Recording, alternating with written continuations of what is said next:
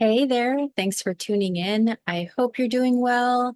I'm here today to go over an important and big topic that I've been thinking about for quite some time, as it's been incredibly prevalent and relevant in my own experience.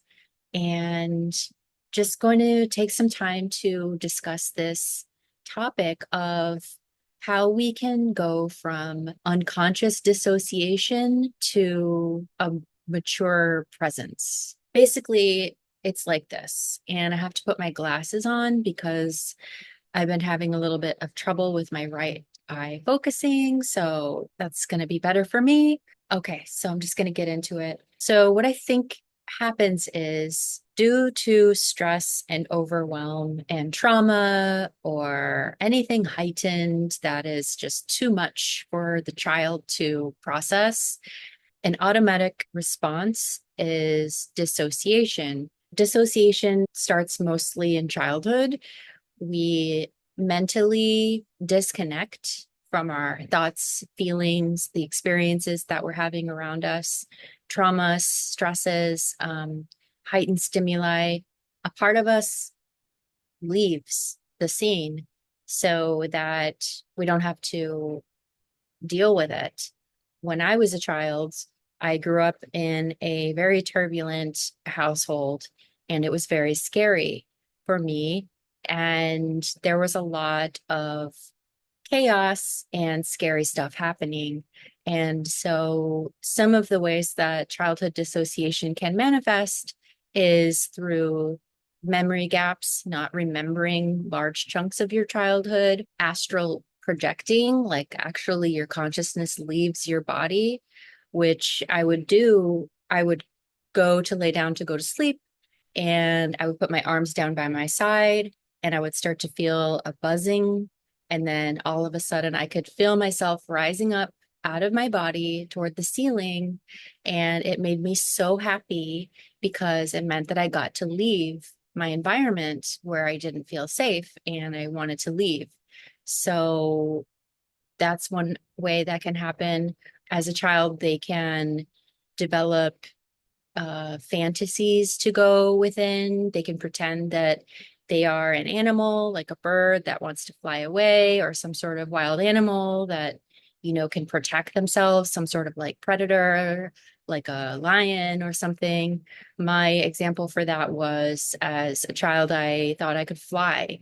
And several instances, I would climb to a height and jump off, thinking very well that I could definitely fly and then have an accident. Definitely, I had the memory gaps in memory, not remembering large chunks of my childhood. Sort of like becoming numb to things. Sometimes finding another way to cope, like turning everything into like a joke and laughing when it's actually really painful or very stressful. As I became an adolescent, and as a lot of people do grow up, I feel that it's important to talk about this because that feeling of dissociation can become an addiction. And as we grow older, if we don't have the proper guidance, like I sure did not have the proper guidance. So a lot of my adolescence, early adulthood was my subconscious pulling me toward that really amazing feeling of disconnection where it's almost like a drug. You're not really present in reality. You're not having to deal with things because you're just kind of always disconnected. And as I grew, I found ways to dissociate through activities such as like drinking, doing drugs, and having partnerships, sexual partnerships.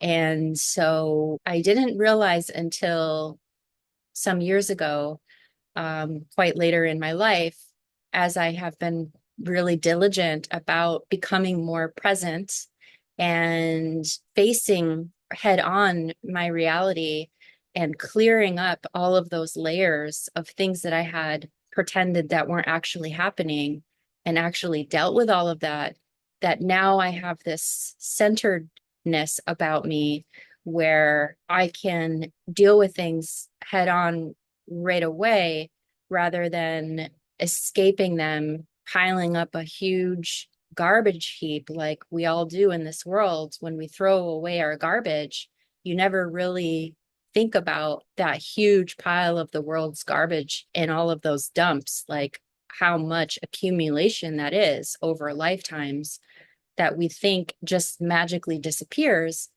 but actually it's all still there, and it inside of us emotionally can become a really toxic place, which can then manifest as so much illness.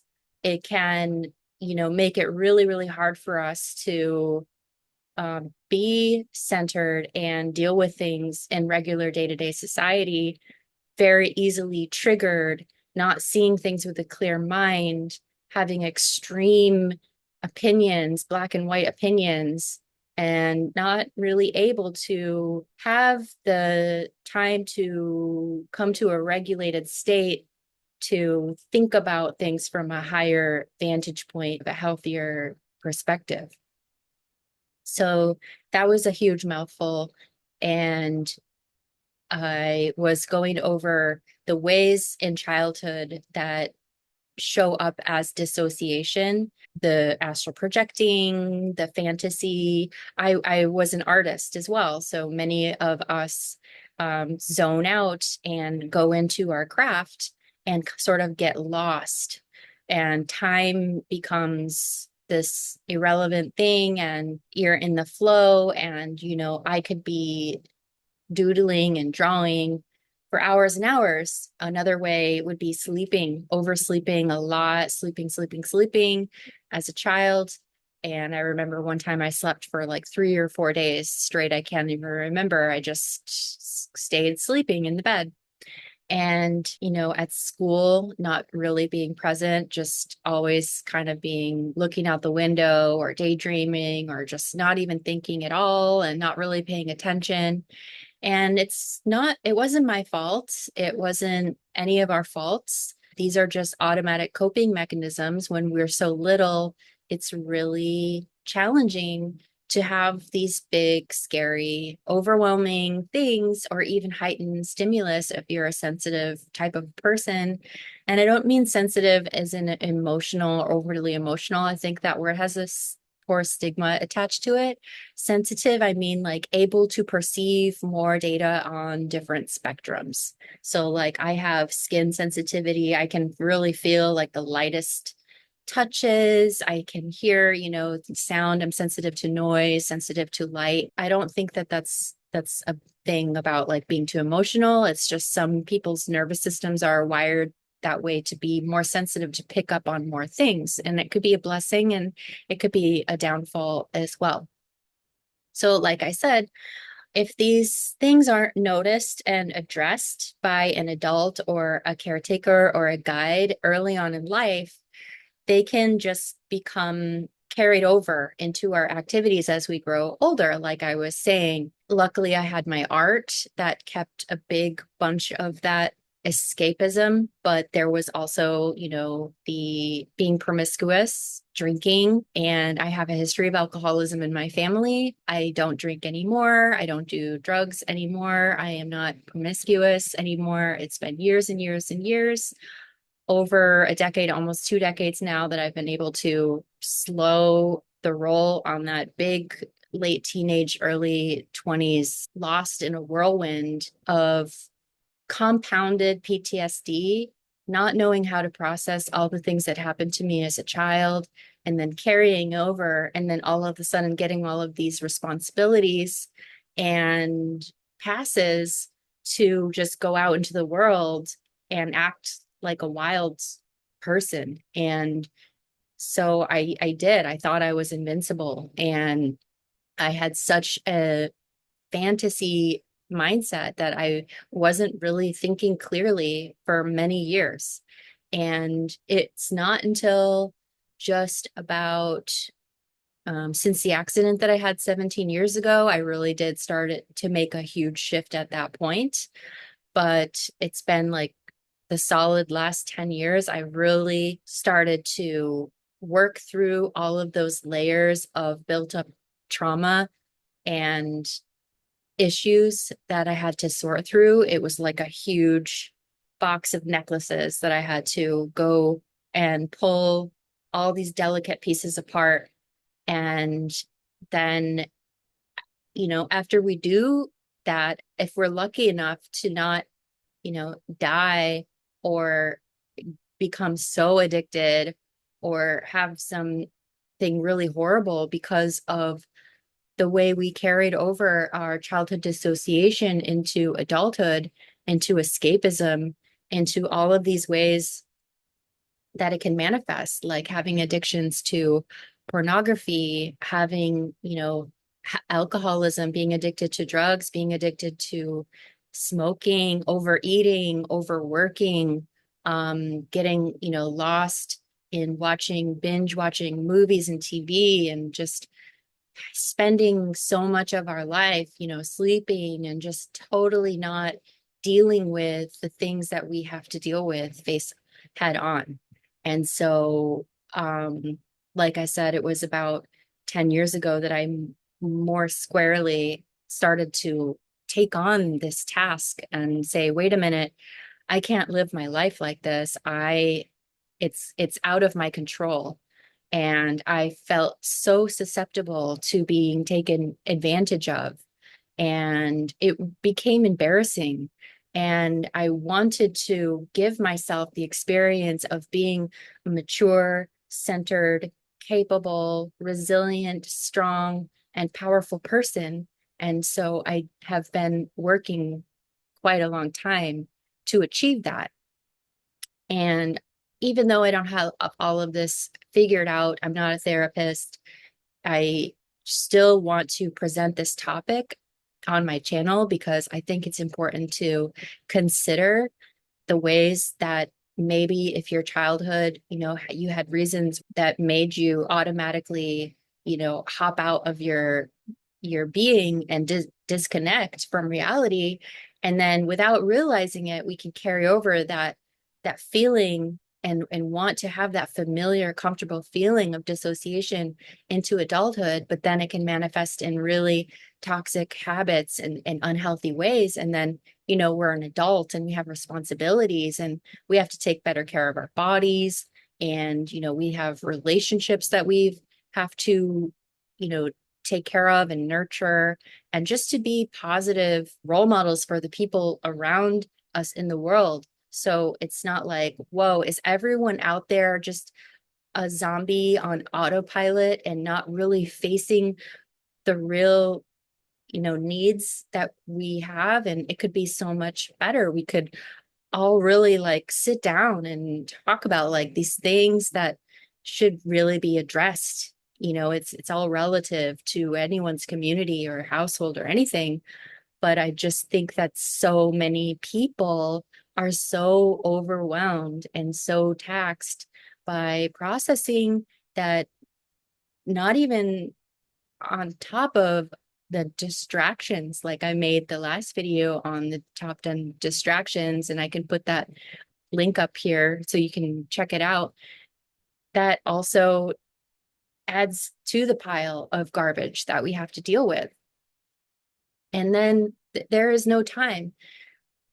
I'm having a nerve pain right now. So if you don't know me, I have a spinal cord injury from an accident, and occasionally I will have really awful nerve pain that happens, and it feels like I'm being electrocuted in my abdomen. And I just have to take a moment and yeah. So do you guys know what I'm talking about? Does this make sense to you?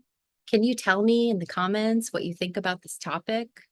From childhood dissociation to adulthood empowerment or something along those lines. Speaking of having an injury, a serious injury, and then also I have a central nervous system disorder I was just diagnosed with that is progressive and pretty scary. And so I'm, learning about that, and um, it requires being incredibly present. If I was on pharmaceutical pain medication, if I was zoning out watching TV, if I was addicted to all these myriad of things, I would not be present for my body. And for so much of my life, I was out of my body. And now, ironically, being paralyzed from my waist down, I am more in my body than I ever was. And I can't feel parts of my body, and I'm still even more in my body. But it's not just about being in the body, it's about having lucid clarity and awareness and mindfulness to know not only physically through the senses what's happening, but to have a grander awareness, unattached from all these little level things, to see what's important and what needs to be done. So the reason why I'm making more videos like this is because I want to become even more empowered and strong in my center, so that if something happens to me and I'm in the hospital, or I'm in a state where my body is not working so well anymore. I mean, it's already not working so well because I have to use a wheelchair, but I'm not giving up on myself. But toward those end of life stages, I think it's even more important to have done an inventory on all of the stuff that has been piling up through your life, for me, spiritually, so that I'm not attached to or ruminating on or having sorrow or unprocessed grief or resentment or hatred or anything in my heart still that will make it challenging for me to have a what I'm going to call successful crossover. And my personal goal is to be as lucid and clear when I leave my body. And because I had experiences as a childhood leaving my body, I know that I can leave my body. So I know that I'm not my body, because my consciousness can travel outside of my body. And maybe you can too. And so when my consciousness leaves my body completely, I want to be very clear as to what's going on and to make my own decisions at that point. So I think it's important to talk about these things. I want to be supportive to other people that may not have realized that maybe they're subconsciously drawn to having these habits that remind them of the childhood dissociation that they once had. I think there's ways that we can implement in our life that can give us that fulfillment of that childlike escapism that came so easy and was so helpful in those times of stress and overwhelm. The ways that I think about it are, really holistic and lifestyle type changes. Putting yourself in a surrounding that you enjoy, that you don't want to escape from. Having food and things that you're taking into your body that make you feel calm. A lot of the processed foods and artificial foods, make us feel really agitated and can lead to yucky stuff developing in our body that actually has thought patterns of their own. And since our intestines are our first brain, drive us, end up driving our vehicle and making decisions for us. And then all of a sudden you're eating a bunch of stuff and you don't really want to, but you just are craving it. And, pinpointing where these things are actually coming from, becoming more present and aware of why you're making the decisions that you're making in your life, and give yourself the joys and the nourishment from wherever you can to fulfill that need of giving yourself a break from this overwhelming world. Watch the distractions video again, tune out from needing to know all the things that are going on in the world. It's just too much for us. We're not designed to have that much data to process all at once. So just like be more gentle, more nourishing, And going through processes like this of pinpointing how it is that you're still in dissociative tactics and making the choices to shift so that you can be more present and sovereign and individual and authentic in your life experience. It's a big deal, and it takes time and patience and nurturing to yourself. Another thing that has helped me is to sort of feel like I have a higher version of myself that is looking down or above or has a more outside perspective that is always helping me, guide me, nurturing me, co-parenting me, changing my inner narrative so that the the the programming that I used to have in my mind running all the time from childhood was really destructive and really hurtful and not supportive. And so adopting this higher part of yourself, higher aspect of your psyche to become a new loving guide or parent for yourself. And that is you. And you want the best for yourself. And you do know when you listen and quiet down what it is that would be best for you in that next moment, the next moment, this next moment, this next moment. What do I need? Do I need to drink water? Do I need to take a nap? Do I need to go outside? Do I need to shake my body? Do I need to talk to a friend? Finding healthy ways to cope as you're going through this like defrag process of cleaning up all the gunk that you've been storing for your whole entire life so that it doesn't keep stacking on itself and making it more and more and more impossible for you to be who you really want to be. It's a beautiful process and it takes time and patience and self encouragement. But once you start to have those days where you're like, oh, wow, I'm making good choices. And oh, wow, I can take care of myself better. And oh, I can face this right now. I don't have to neglect it or deal with it later.